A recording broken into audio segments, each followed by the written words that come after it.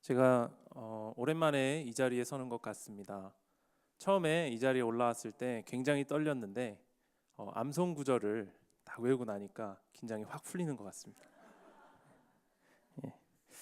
요즘에 그 구글이나 어떤 그런 그 IT 기술들이 발전하면서 외우는 게 점점 더 귀찮아지고 외우지 않아도 딱히 어려움 없이 살아갈 수 있게 되는 그런 시대에 살고 있는 것 같아서 점점 어떤 그런 저의 그 메모리는 떨어지는 것 같습니다. 그래서 암송 구절 하는 게 쉽지가 않은 것 같습니다. 네. 여러분 혹시 남소, 여소라는 단어 들어보신 적 있으십니까? 남소, 여소. 네. 요즘 젊은층이 많이 사용하는 단어들인데 남자 소개, 여자 소개의 줄임말이라고 합니다. 남소, 여소. 적용을 하자면 이렇습니다. 야, 나 외로운데 남소 좀 해줘. 이렇게 적용을 하거나, 나 헤어진 지 얼마 안 돼서 좀 힘든데 여소 좀 해주라 제발. 이렇게 적용을 하실 수 있을 것입니다. 이런 식으로 좋은 형제나 자매가 주변에 있으면, 제 얘기하는 거 아닙니다. 형제나 자매가 주변에 있으면 소개시켜 달라는 뜻으로 자주 사용되어지곤 합니다. 최근에 30대 초반 자매님인 제 지인은 이제 어느 정도 혼기가 찼다고 생각이 들어서 남소를 받게 되었습니다. 한국에 계신 분입니다. 남소를 받게 되었습니다. 그리고 그 남자 소개를 받는 과정과 심경을 요즘 많이들 쓰시는 그 페이스북 같은 그런 SNS에 올리셨습니다. 저는 뭐 별로 크게 관심은 없었지만 그래도 올라온 글이니 한번 읽어보자 하고 쓱 보았는데, 맨 처음에 뜬 글에 자기가 남소를 받는 어떤 그런 과정과 어떤 그런 나오는 남자에 대한 어떤 이런 바라는 것들, 그런 것들에 대해서 쭉 열거해 놓는 그런 글을 처음에 보게 되었습니다. 그리고 그 중에는 제일 강조한 것 중에 하나는 자신보다 키가 좀 컸으면 좋겠다라고 글을 쓴 것을 보았습니다. 제가 아는 그 자매님이 키가 보통 일반인 자매님보다는 조금 큰 편에 속합니다. 그래서 자기보다 키 큰 사람을 찾는 것이 어떻게 보면 좀 당연하다라고 생각이 되어지기도 했습니다. 아무튼 그 글을 읽고 나서 이제 몇 시간이 지난 뒤에 또 하나의 글이 또 올라왔습니다. 남소를 받고 난 뒤에 약간 후기처럼, 리뷰처럼 올라온 글이었는데, 소개받은 남자 키가 생각했던 것보다 더 작아서 더 이상 연락이 오지 않도록 카톡을 차단하고 핸드폰 번호를 차단했다라는 그런 씁쓸한 글이 올라왔습니다. 제 얘기 아닙니다. 저는 그 글들을 읽고 여러 가지 생각들이 들었습니다. 그 중에 가장 좀 크게 들었던 생각은 정말 다르다라는 것이었습니다. 단지 키 때문에 카톡을 차단할 정도까지 했다라는 게 솔직히 저는 조금 이해가 가지 않았습니다. 물론 저는 이 자매님이 나쁘다, 잘못했다라고 이야기하는 것이 아닙니다. 그리고 그게 틀렸다라고 하지도 않습니다. 왜냐하면 이 자매님은 교회를 다니지 않는 분이시고, 교회를 다니지 않는 사람으로서는 충분히 이해가 가는 상황이고 그럴 수도 있다라고 생각이 되어지기 때문입니다. 하지만 적어도 우리 그리스도인들이 추구해야 할 이성관과 비교했을 때 정말 많이 다르다라는 생각이 들었습니다. 그리고 복음이 들어가지 않은 사람들의 기준은 지극히 세상적일 수밖에 없겠구나라는 사실을 다시 한번 새삼스럽게 깨닫게 되었습니다. 여러분, 우리는 세상 사람들과 완전히 다른 가치관을 가지고 이 세상을 살아갑니다. 물론 교회 안에서 신앙 성숙도가 이제 다 다르기 때문에 세상적인 가치관을 그대로 교회 안으로 가지고 와서 살아가는 분들도 많이 있습니다만, 적어도 하나님을 인격적으로 만나고 영적인 어떤 그런 경험을 뚜렷하게 한 그러한 신자들, 믿는 자들은 세상이 이야기하고 있는 가치관들을 등지고 구별된 삶을 살아갑니다. 예를 들어서 세상에서는 돈과 명예를 추구하고 모든 것을 힘으로 컨트롤하려고 들지만, 교회 안에서는 그러한 것들을 뛰어넘는 아가페 사랑으로 선을 이루어내려고 합니다. 또한 세상에서는 내 이득을 위해서는 남들 눈에서 피눈물을 흘려도 그것이 괜찮다. 양심엔 조금 찔리지만 괜찮다라고 이야기하지만 예수님을 진정으로 믿고 성령님을 내 안에 모시고 사는 신자들은 내가 조금 더 손해보더라도 교회가 살아나고 공동체가 회복되어야 한다는 것에 초점을 두기도 합니다. 그리고 그러한 선택들 때문에 어떠한 고난과 어떠한 시련이 오게 되더라도 하나님께서 주시는 소망으로 눈물을 흘리며 낮은 자리에서 묵묵히 버텨냅니다. 이렇게 하나님의 은혜를 맛본 사람들은 세상에서 아무리 바보 같다, 그렇게 살지 말아라 라는 소리를 들어도 개의치 않고 하나님을 생각하며 슬픔을 참아냅니다. 여러분, 오늘 본문 말씀인 데살로니가 전서는 데살로니가에 있는 이방인 그리스도인들을 향한 바울의 편지입니다. 데살로니가 교인들 중 대다수는 유대인이 아니었습니다. 이방인이었습니다. 물론 유대인들도 그들 중 있었다라고 이야기하지만 대부분은 그리스도의 복음을 듣고 따르기로 한 이방인들이었던 것입니다. 그들은 예수 그리스도의 복음을 듣고 다른 초대교회들과는 달리, 문제가 정말 많았던 다른 초대교회들과는 달리 세상 사람들과 구별된 삶을 잘 살아내고 있었습니다. 데살로니가전서 1장 7절과 8절 말씀을 보시면 믿는 자의 본이 된 데살로니가 교인들을 바울이 칭찬하는 것을 우리는 볼 수 있게 됩니다. 함께 읽도록 하겠습니다. 그러므로 너희가 마게도냐와 아가야에 있는 모든 믿는 자의 본이 되었느니라. 주의 말씀이 다음으로 넘겨주시고요.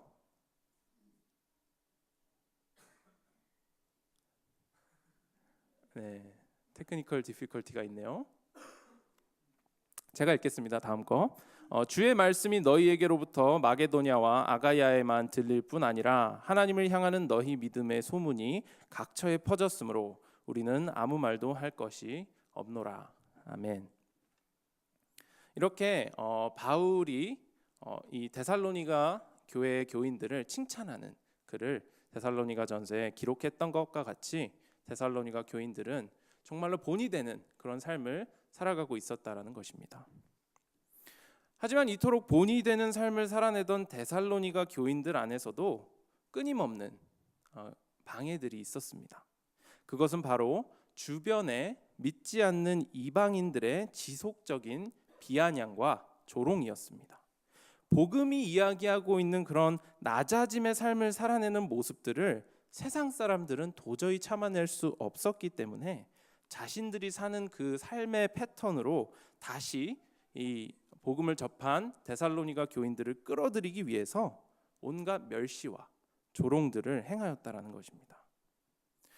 자신들의 삶을 벗어버리고 이제는 거룩한 삶을 막 살아내던 그 신자들에게 예수를 버리고 다시 세상이 추구하는 가치관들을 따르라고 지속적으로 방해를 가했던 그런 이방인 무리들이 있었다라는 것입니다. 데살로니가전서 2장 14절 말씀 함께 읽어보도록 하겠습니다. 형제들아, 너희가 그리스도 예수 안에서 유대에 있는 하나님의 교회들을 본받은 자 되었으니 그들이 유대인들에게 고난을 받음과 같이 너희도 너희 동족에게서 동일한 고난을 받았느니라. 아멘. 다수가 추구하고 있는 육신을 따라 사는 삶을 저버리고 구별된 삶을 살아가려고 노력을 하자 핍박을 받게 되었던 그 데살로니가 교인들에게 사도 바울, 실라, 디모데는 지속적으로 예수를 따르고 빛의 자녀들로서 그러한 시험을 견뎌내라고 격려하고 있는 것입니다. 여러분, 우리가 이러한 데살로니가 전서의 배경을 어느 정도 이해를 하고 나면 오늘 본문을 이해하는 데 조금 더 수월해질 것입니다. 항상 기뻐하고 쉬지 말고 기도하며 범사에 감사하라는 그 사도 바울의 권고가 그 당시 데살로니가 교인들에게 과연 어떻게 다가왔을지, 또한 이 말씀이 그들의 상황에 어떻게 적용이 되었을지 우리가 조금 더 뚜렷하게 알 수 있게 된다는 것입니다.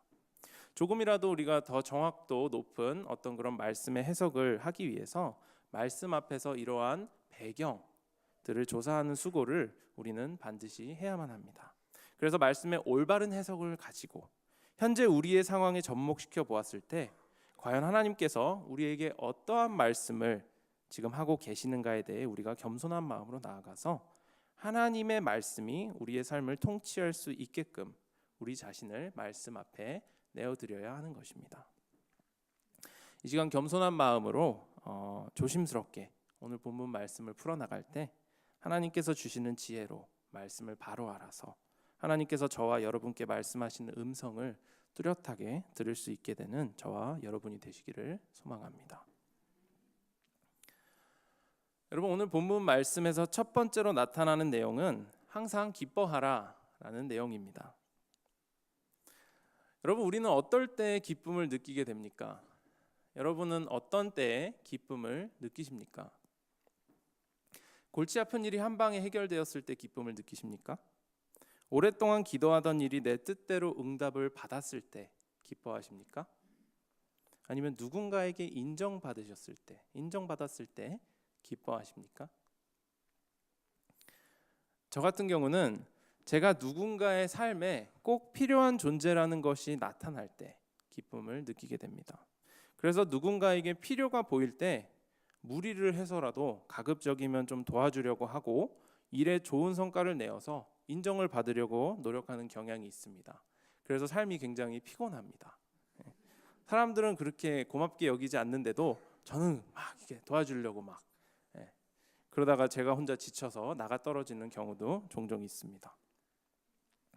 아무튼 제가 이러한 가치에 함몰되어서 가끔 제 자신을 방금 말씀드린 대로 잃어버릴 때도 있습니다만 어찌됐든 우리 모두는 어떠한 일이 성취되었거나 기뻐할 만한 일이 일어났을 때 비로소 기쁨을 느끼게 되는 것입니다.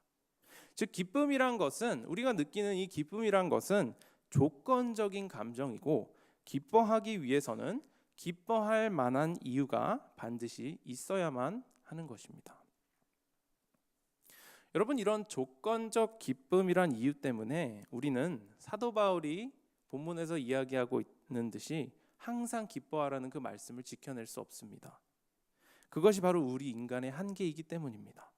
아무리 긍정적인 사람이라도 삶의 파도가 매몰차게 우리를 내려칠 때만큼은 정말 우리가 기뻐할 수 없는 것이 솔직히 말해서 현실입니다.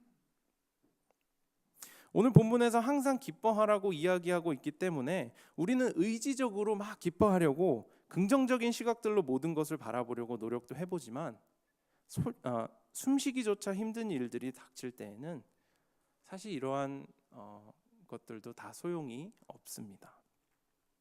눈물과 한숨이 나의 기쁨을 집어삼키고 있기 때문에 도저히 우리의 의지로 어떻게 할 수가 없다라는 것입니다. 여러분, 하지만 본문에서 사도 바울은 어떻게 이야기하고 있습니까? 사도 바울은 16절에서 기쁜 일이 있던 슬픈 일이 있던 기뻐하라 라고 이야기합니다. 항상 기뻐하라고 합니다. 이해가 잘 되지 않습니다. 사도 바울은 우리에게 불가능한 것들을 요구하고 있는 것인가? 라는 질문을 던질 수도 있겠습니다. 여러분, 오늘 본문에서 사도 바울이 이야기하고 있는 이 기뻐하라 라는 단어는 우리 사람들이 일반적으로 생각하는 그런 기쁨이 아닙니다. 세상이 줄 수 있는 그런 얕은 수준의 조건적인 그런 기쁨이 아니라는 것입니다. 여러분, 이 사도 바울이 이야기하고 있는 기뻐하라는 것은 그리스도를 만남으로 인해 우리 안에 내재하시는 성령님이 주시는 기쁨을 의미합니다. 즉 기쁜 일이 있든지 슬픈 일이 있든지 아니면 아무 일이 없어도 모든 상황들을 뛰어넘는 그러한 기쁨이라는 것입니다. 갈라디아서 5장 22절 말씀 함께 보도록 하겠습니다. 오직 성령의 열매는 사랑과 희락과 화평과 오래 참음과 자비와 양선과 충성과 아멘. 예수 그리스도를 믿는 우리 모두 안에 내주하시는 성령의 열매 중 희락, 즉 기쁨이 있다라고 사도 바울은 증거합니다. 그리고 본문에서는 데살로니가전서 이 본문에서는 이러한 기쁨을 누리라고 데살로니가 교인들에게도 권고하고 있는 것입니다. 이제 막 예수 그리스도를 따르기 시작했던 데살로니가 그 교인들에게 자신들이 겪어야만 했던 그 시기와 멸시, 그 조롱과 박해, 이러한 것들은 무엇보다도 크게 다가왔을 것 같습니다. 아직 신앙이 견고하게 자라나지 않았을 수도 있는 이들에게 이러한 고난들은 참으로 무겁고 가혹하게 느껴졌을 것만 같습니다. 하지만 사도 바울은 그러한 것들을 예수 그리스도 안에서 누리는 참된 기쁨으로 이겨내고 쉬지 말고 기도하고 범사에 감사함으로 하나님의 뜻을 지켜내라고 격려하고 있는 것입니다. 여러분 혹시 삶에 기쁨이 없으십니까? 여러분 마지막으로 기뻐해 보신 적이 기억이 안 날 정도로 좀 오래되시지는 않으셨습니까? 제가 말씀드리는 것은 어떤 일이 있어서 조건적인 기쁨을 이야기하는 것이 아닙니다. 마지막으로 성령님께서 주시는 그 기뻐하심을 느껴보신 지가 기억이 안 날 정도로 오래되시지는 않으셨습니까? 여러분 부끄럽지만 저도 삶의 무게 앞에서 주님을 바라보지 못하고 기뻐하지 못하는 경우가 참으로 많이 있습니다. 사실 오늘 방과후 학교를 하면서도 참 기뻐하지 못했던 것 같습니다. 현실적인 삶의 무게를 우리가 직면하게 되면, 제가 직면하게 되면 인간적인 생각들, 어떻게 하면 이 문제를 해결해 나가지? 인간적인 생각들부터 툭툭 튀어나오고 부정적인 생각들도 굉장히 많이 하게 되는 것 같습니다. 특히 요즘과 같이 추워지고 겨울에 접어드는 시기에 더욱더 건강하지 못한 그런 생각들을 품게 되는 것 같습니다. 여러분 하지만 우리는 이러한 과정들 가운데서도 우리를 향하신 하나님의 뜻을 생각하며 주님께 우리의 연약함까지도 아뢰면서 나아가야 할 것입니다. 그래서 시간이 지나며 우리의 신앙이 성장함에 따라 어떠한 상황 가운데에서도 성령님 안에서 기뻐할 수 있는 그 수준에까지 이르러야 한다라는 것입니다. 그것이 바로 18절, 오늘 본문 18절에서 이야기하고 있는 우리를 향한 하나님의 뜻이기 때문입니다. 넘어가서 두 번째로 우리는 쉬지 말고 기도해야 할 것입니다. 여러분 저는 이 데살로니가전서 5장 16절에서 18절 말씀을 묵상할 때 예전에는 이 말씀을 항상 나를 중심으로 해석을 했습니다.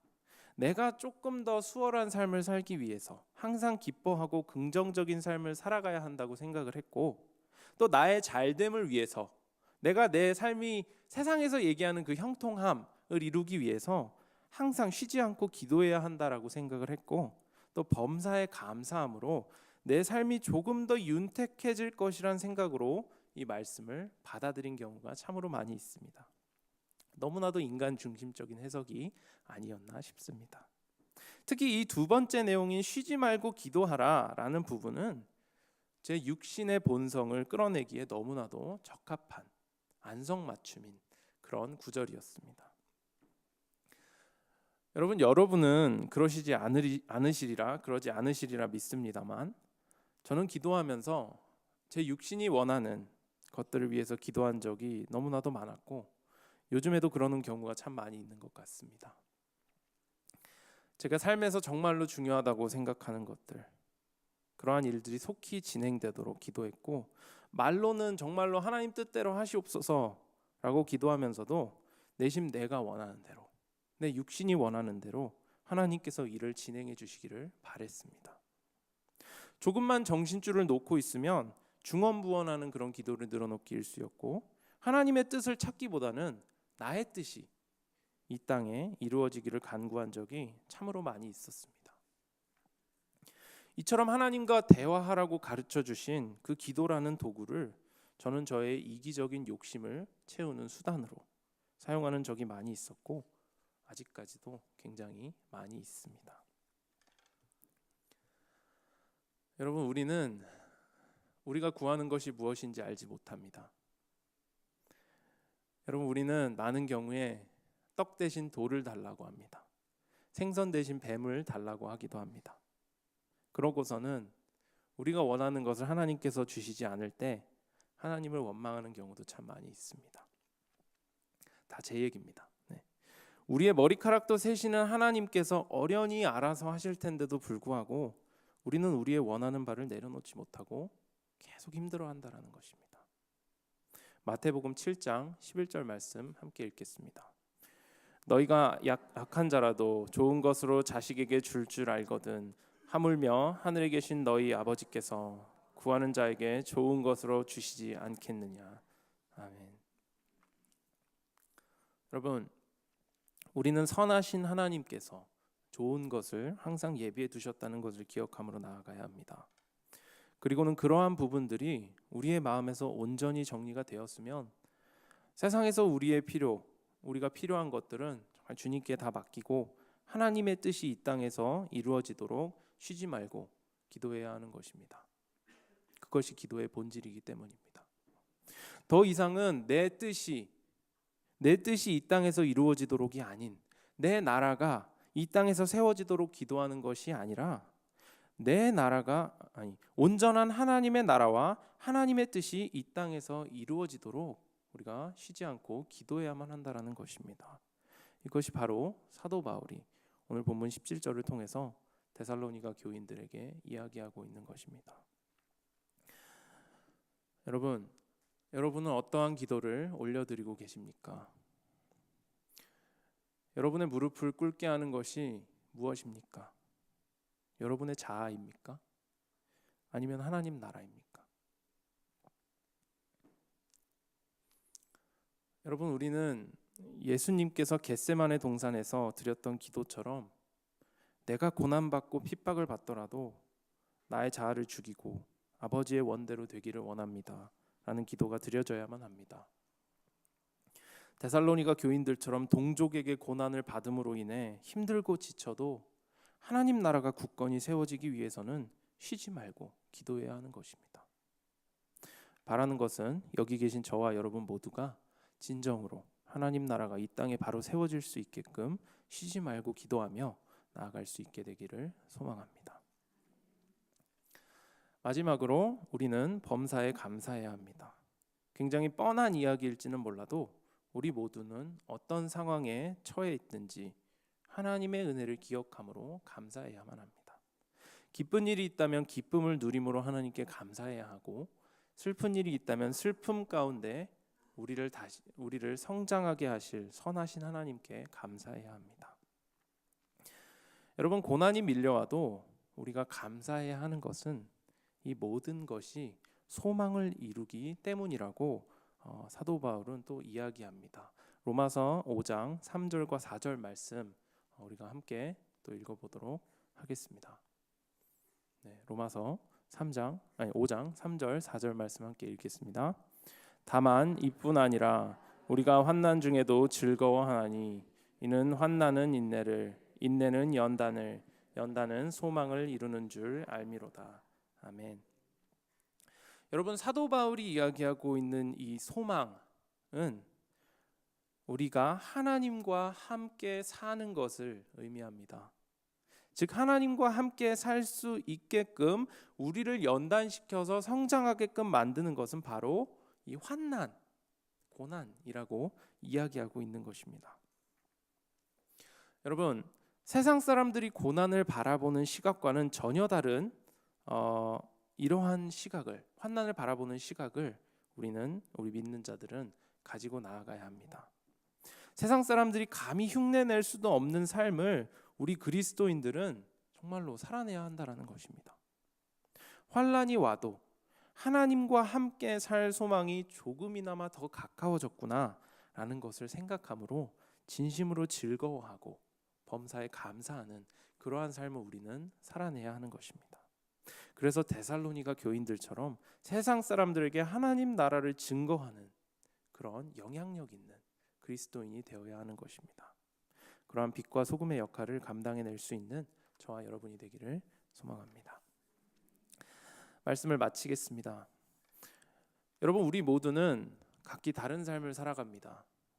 우리 삶의 배경이 너무나도 다르고 가치관이 다르며 말투나 습관들이나 생각하는 방식도 너무나도 다릅니다.